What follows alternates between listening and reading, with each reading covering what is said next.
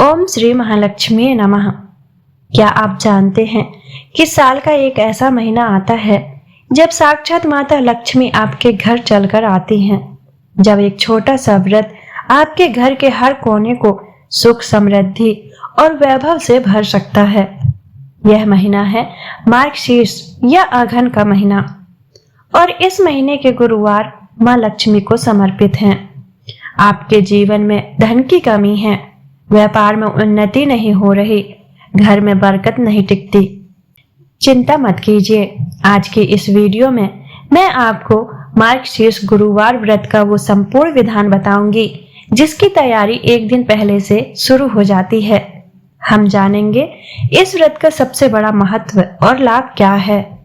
साल 2025 में यह व्रत कब शुरू और कब समाप्त होगा। कलश को माँ लक्ष्मी का रूप कैसे दें। व्रत में नमक क्यों वर्जित है। तैयार हो जाइए क्योंकि माँ लक्ष्मी के आगमन की तैयारी शुरू हो चुकी है। इस वीडियो को अंत तक देखिएगा ताकि पूजा का कोई भी नियम छूट ना जाए। मार्गशीर्ष मास, जिसे अघन का मास भी कहते हैं, शास्त्रों में अत्यंत पवित्र माना गया है। भगवान श्री कृष्ण ने स्वयं कहा है कि मासों में मैं मार्गशीर्ष हूँ। इस मास में गुरुवार के दिन माँ लक्ष्मी की पूजा करने का विशेष विधान है। अब बात करते हैं गुरुवार व्रत के लाभ के बारे में। अखंड धन की प्राप्ति। जो भक्त इस महीने में व्रत रखते हैं उनके जीवन में धन की कभी कमी नहीं आती। यह व्रत लक्ष्मी जी को घर में अखंड रूप से स्थिर करता है। समृद्धि और वैभव।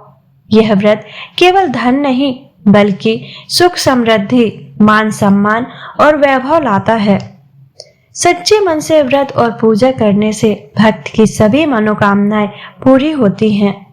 मुख्य द्वार पर चरण चिन्ह और दहलीज पूजा करने से घर की नकारात्मक ऊर्जा दूर होती है और बुरी नजर से बचाव होता है। इस व्रत के प्रभाव से परिवार के मुखिया और संतानों की उन्नति होती है। इस साल हमें माँ लक्ष्मी की कृपा पाने के लिए 5 शुभ गुरुवार मिल रहे हैं।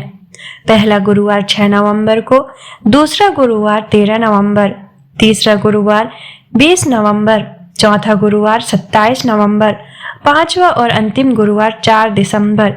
इसी दिन अघन मास समाप्त होगा। आप केवल अघन मास के गुरुवार व्रत रख सकते हैं या फिर 8 गुरुवार पूरे होने तक व्रत करके उद्यापन कर सकते हैं। यह आपकी श्रद्धा पर निर्भर करता है। गुरुवार व्रत की संपूर्ण पूजा विधि। यह पूजा 2 भागों में की जाती है, तैयारी और पूजन। एक दिन पहले की तैयारी। गुरुवार को शैम्पू या साबुन का प्रयोग वर्जित होता है, इसीलिए महिलाएं बुधवार को ही सिर से स्नान कर लें। पूरे घर को साफ करें। यदि संभव हो तो मुख्य पूजा स्थल को गोबर से लीपें या गीले कपड़े से पोंछकर शुद्ध करें। शाम तक घर के मुख्य द्वार पर चावल के आटे या रंगोली से एपड़ या सुंदर रंगोली बनाएं। मुख्य द्वार से घर के भीतर की ओर आते हुए माँ लक्ष्मी के चरण चिन्ह बनाएं। गुरुवार ब्रह्म मुहूर्त की पूजा विधि। ब्रह्म मुहूर्त में उठकर स्नान करें। स्नान के जल में थोड़ी सी हल्दी या आंवले का चूर्ण मिलाएं। साफ हल्के गुलाबी, पीले या लाल रंग के वस्त्र धारण करें। पूजा के लिए उत्तर पूर्व या ईशान कोण दिशा की ओर मुख करके एक चौकी लगाएं। चौकी पर लाल या पीला वस्त्र बिछाएं। हाथ में जल और फूल लेकर संकल्प लें कि आप कितने गुरुवार का व्रत करेंगे। पीतल या मिट्टी के कलश को थोड़े से गेहूं या अक्षत के ऊपर रखें। कलश के जल में सुपारी, अक्षत, दुर्वा, हल्दी की गांठ, लौंग का जोड़ा और इत्र जरूर डालें। कलश पर स्वास्तिक बनाएं और मौली बांधें। कलश के मुख पर आम या अशोक के 5 या 7 पत्ते डालें। जटा वाला नारियल लें। बाजार में मिलने वाले माँ लक्ष्मी के मुखौटे या चेहरे को नारियल पर चिपकाएं या बांधें। नारियल को कलश के ऊपर स्थापित करें। कलश को घाघरा बांधें और नारियल को लाल चुनरी ओढ़ाएं। इस प्रकार यह कलश साक्षात माँ लक्ष्मी का स्वरूप बन जाता है। कलश के पास माँ लक्ष्मी की एक प्रतिमा या तस्वीर स्थापित करें। हमेशा गणेश भगवान को साथ में स्थापित करें। चौकी को धान की बालियों और आंवले की टहनियों से सजाएं। आचमन और स्नान। सबसे पहले गणेश जी को प्रणाम करें। 3 बार आचमन करें। ओम केशवाय नमः, ओम नारायणाय नमः, ओम माधवाय नमः। चौथी बार ओम गोविंदाय नमः कहकर हाथ धो लें। गंगा जल का छींटा देकर स्नान कराएं। हल्दी कुमकुम लगाएं। चूड़ी, बिंदी और मंगलसूत्र जैसे श्रृंगार की सामग्री मां को अर्पित करें। ताजे फूलों का हार, विशेषकर कमल का पुष्प हो तो अति उत्तम, अर्पित करें। धूप दीप जलाएं। मां लक्ष्मी के मंत्रों का जाप करें। मार्गशीर्ष गुरुवार व्रत कथा का श्रवण या पाठ करें। श्री लक्ष्मी चालीसा, महालक्ष्मी नमन अष्टक या श्री कनक धारा स्तोत्र का पाठ अवश्य करें। सबसे अंत में कपूर जलाकर मां लक्ष्मी की श्रद्धा पूर्वक आरती उतारें। सुबह के समय दूध से बनी मिठाई या फलों का भोग लगाएं। संध्या काल की पूजा और प्रसाद। दोबारा पूजा सूर्य अस्त से पहले एक बार फिर धूप दीप जलाकर मां लक्ष्मी की पूजा करें। इस समय मां को सात्विक भोजन या खीर का भोग लगाएं। 8 पूरियां बनाएं और उन्हें खीर या हलवे के साथ मां लक्ष्मी को अर्पित करें। इनमें से एक हिस्सा गौ माता के लिए निकालें, एक हिस्सा किसी छोटी कन्या को खिलाएं, बाकी का प्रसाद परिवारजनों में बांटें और स्वयं ग्रहण करें। व्रत और नमक के नियम। व्रत में नमक का सेवन पूर्णतः वर्जित है। यदि कोई स्वास्थ्यगत कारण से नमक नहीं छोड़ सकता तो वे सेंधा नमक से बना फलाहार कर सकते हैं। व्रतधारी को पूरे दिन लहसुन और प्याज का सेवन नहीं करना चाहिए। चौकी हटाने और विसर्जन के नियम।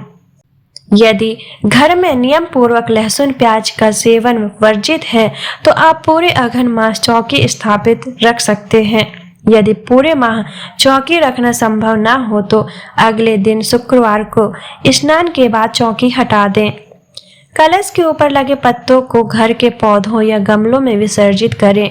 कलश के जल को घर के सभी हिस्सों में और मुख्य द्वार पर छिड़कें और बचा हुआ जल पौधों में डाल दें।